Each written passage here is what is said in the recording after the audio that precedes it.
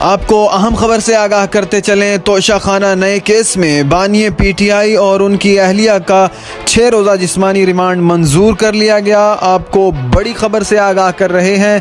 तोशा खाना नए केस में बानिए पीटीआई और उनकी अहलिया का 6 रोज़ा जिस्मानी रिमांड मंजूर कर लिया गया है। दोनों को 20 जुलाई को दोबारा पेश किया जाएगा। आपको एक बार फिर बताते चलें, एहतसाब अदालत ने बानिए पीटीआई और बुशरा बीबी के जिस्मानी रिमांड पर फैसला सुना दिया। तोशा खाना नए केस में बानी पीटीआई और उनकी अहलिया का 6 रोज़ा जिस्मानी रिमांड मंजूर कर लिया गया। एहतसाब अदालत के खसूसी जज मोहम्मद अली वड़ैच ने महफूज फैसला सुना दिया। बानी पीटीआई और बुशरा बीबी को 20 जुलाई को दोबारा पेश किया जाएगा। अगर आप हमारे यूट्यूब और फेसबुक पेज पर नए हैं तो हमारे यूट्यूब और फेसबुक पेज को जल्दी से फॉलो कर लें ताकि हमारी आने वाली हर नई अपडेट आप तक बर वक्त पहुंचती रहे।